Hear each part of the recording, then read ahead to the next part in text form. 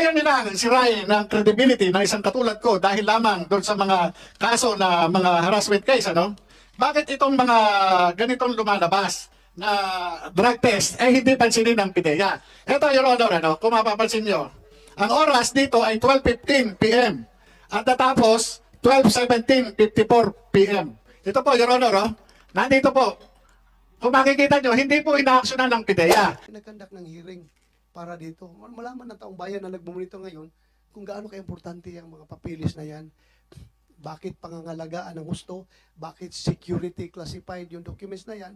At ano yung mga implications, yung mga unauthorized disclosure nito? At ang pwedeng kakaharapin ng mga administrative or criminal case ng mga tao na unauthorized disclosure of these classified documents.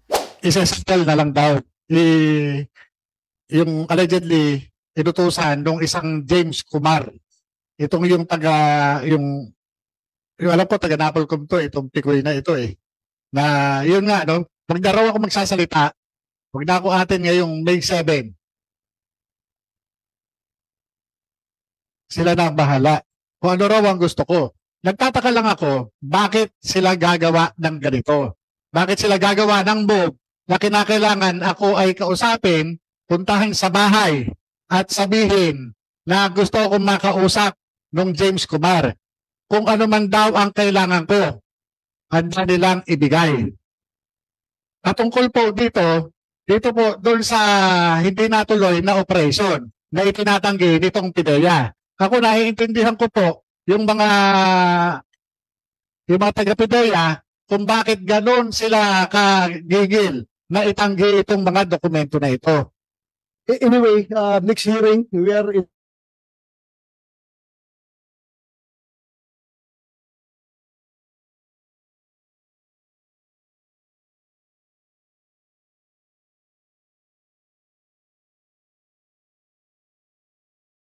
na kausap nga yung James Kumar at meron siyang kausap pa na isang tao na isang Lisa o yung tinutukoy na first lady. Yun po yung kuha naman po yun doon sa nagtataka lang ako bakit sila nag-o-offer, bakit sila nagre-reach out sa akin kung sinasabi ng PIDEA na hindi to. Nagtataka lang ako na sa ganyan talagang yung mga kaso na mga kinakaharap ko talagang ginagamit para sirain yung aking pagkatao. Hindi ko mo, ikaw ay nakasuhan, Your Honor, isa-isa ka ng hindi ka na dapat kapanipaniwala, Your Honor. Anyway, that's normal. That's normal. You know how sensitive this case that we are tackling right now. So you expect those kinds of hindi lang naman talaga, it's not actually to destroy your credibility, kundi just to set the record straight. Kay official records man yung mga kaso mo talaga, so kaya siguro sinait yan ng PIDEA, dahil totoo naman talaga.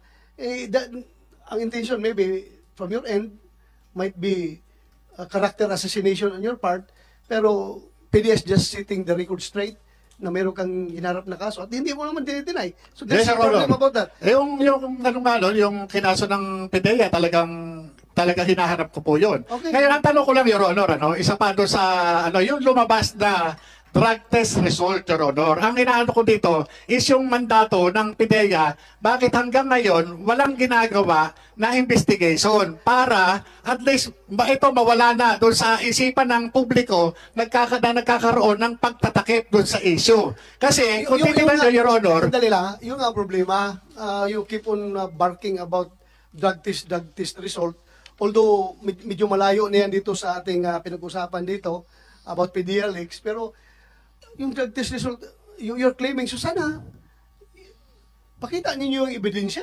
Meron dito, sir, Your Honor, ito po, ito po yung drug test result na ang oras ay 2 minuto lang kinandak yung drug test. Your Honor, kung yung isang karaniwang tao na nagtatanong, kung kaya nilang sirain ang credibility ng isang katulad ko dahil lamang doon sa mga kaso na mga harassment case, bakit itong mga ganitong lumalabas na drug test ay hindi pansinin ng PIDEA. Ito, Your Honor, kung mapapansin nyo, ang oras dito ay 12:15 p.m. at natapos 12:54 p.m. Ito po, Your Honor, nandito po. Kung makikita nyo, hindi po inaaksyonan ng PIDEA. Ang ginagawa nila, Sandali, ano magiging grounds ng PDEA para aksyonan yan? ito po yung discrepancy dun sa mismong oras. Pinakita mo na ba yan sa kanila? Opo, ito po, ngayon ko po, pinapakita ko po ngayon, Your Honor. Ngayon pa Ito pala, po, sandali lang, ngayon mo pa pala ibibigay sa kanila. Tapos you are blaming them na hindi inaksyonan. Provide this committee, bigay sa PDEA para mag-aksyonan nila. Your Honor, Mag-imbestiga. naipalabas na po ito sa news. Yan ang mahirap sa inyo. Post ng post sa social media, tapos i-blame natin yung mga tao na hindi kumilos. Na hindi naman namin trabaho, hindi pa trabaho ng PDEA, hindi ko trabaho na mag-monitor sa mga pinupost ng kung sinong magpo-post dyan. So you provide the evidence para we can work on it. Ganon dapat. Di ba? Yes, Your Honor. Ito, sir, Your Honor, related ito dun sa confidential information na lumabas. Kung yung confidential information, hindi nga nila inintindi. Hindi nila inintindi, Your Honor. Ito pa na nagdudumilat na drug test result na ito talagang hayagan na talagang nanatala. Kaninong drug test result yan? Kaninong drug test result? Kay, kay President Bongbong Marcos nung siya po ay kandidato pa. Kailan niyang ginawa? 20, nandiyan po yung pecha, Your Honor. Doon sa... So ngayon, tinatanong mo, Tinatanong ko, Your Honor, kung bakit hindi naipatawag ng PIDEA yung drug testing facility na nag-conduct ng drug test na yan. bakit ipatawag ng PDEA? Meron po silang authority, Your Honor. Kaya nga, bakit nila ipatawag? Kasama Bakit po nila ipatawag? sa mandato ng PIDEA. Sandali lang, Your Honor. sagot ka. Bakit nila ipatawag? Yes, sir? Bakit nila ipatawag? Mandato po nila yun sa 9165, sa Comprehensive Alam Legislation. ba nila kung anong dapat nilang tanungin? Yes, Your Honor. Alam, kung talagang inaalam lamang po nila. Hindi, yung- sandali lang. Alam ba nila? Mahirap i-blame natin yung ahensya na for non-performance na hindi nila alam. Alam ba nila? Your Honor, binanggit ko po yan last hearing. Ay, hindi, Binanggit ko po rin hindi yan. naman. Porque binanggit mo, dapat i-provide natin. Hindi naman sila robot na didiritsong kikilos na walang inhawakan na papel. Ibigay mo, saan na yung papel na yan? Nandun po sa kinuha ng staff niya, Your Honor. Pasirox mo, tapos bigyan mo PDEA. Okay.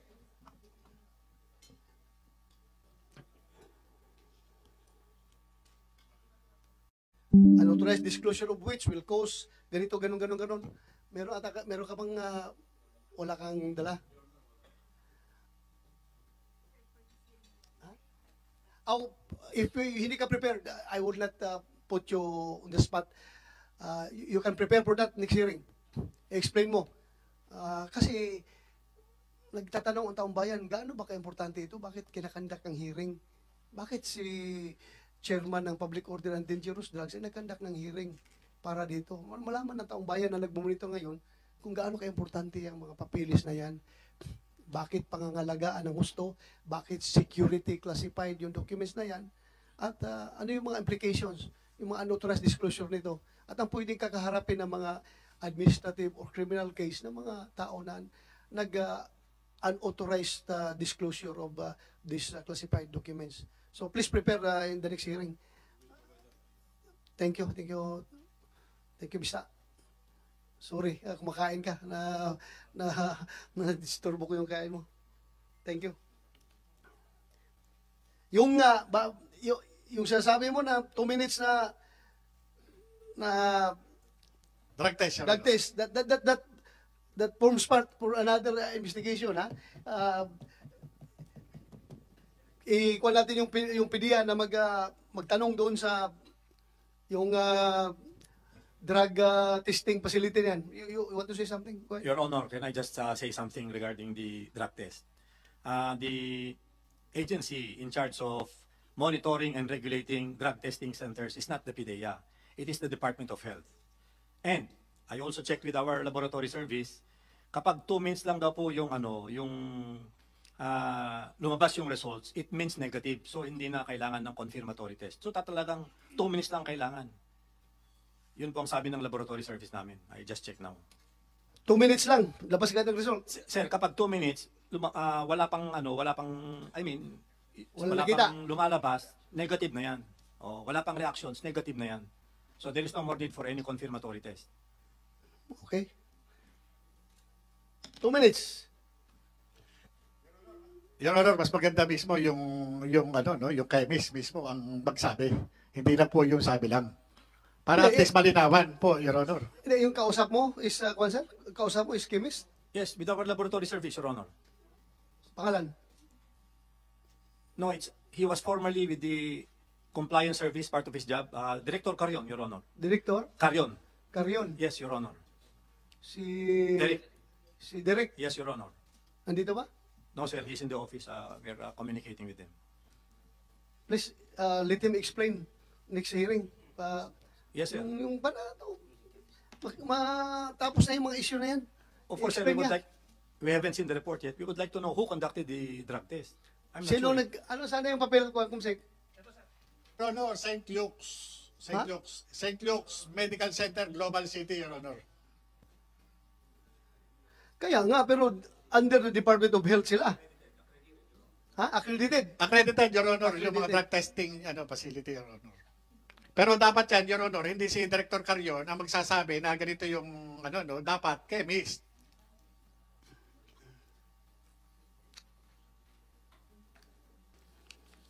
Matapos ko ilantad sa publiko ang mga nangyayaring katiwalian sa PIDEA, nagulat na lamang ako na ipinatawag ako ni Police Director Felizardo Serapio sa Malacanang as per instruction daw po ni Executive Secretary Paquito Ochoa at pinagdala ng mga dokumento na may kaugnayan sa mga natuloy, hindi natuloy at mga ongoing anti-illegal drugs operation ng aming opisina.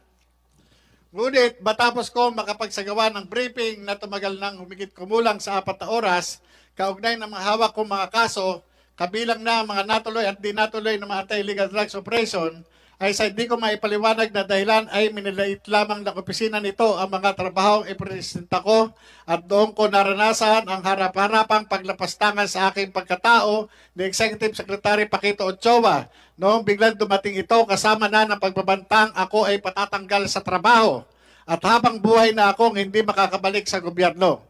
Habang pinagdidiinan ito ng mga wala namang kwenta yung mga accomplishment ay pinagmamalaki ko dahil panay gawa-gawa lamang daw ang mga ito at di ko daw ba alam na matitinong negosyante daw ang mga ito at campaign contributor umano ni Pinoy.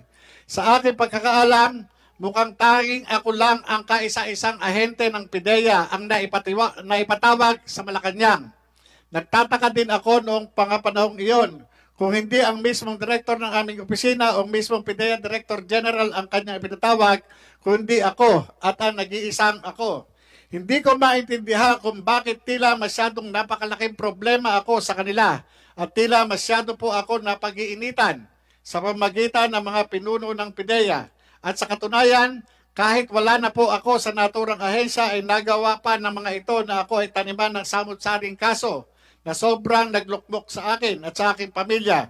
Ngayon ko lamang napagtanto na kaya pala ang asawa pala ng isa sa mga naging subject sana ng anti-illegal drugs operation namin noon na si Politician Bongbong Marcos ay kapater po sa Marcos Ochoa Serapio Tan, Law Office ni Executive Secretary Paquito Ochoa na si ngayon First Lady Luisa Araneta Marcos. Yun po, yun yung talagang naging ko. Sabi ko kaya pala ako pinag-iinitan ng mga ito dahil magkakakonekta pala itong mga to. Your Honor.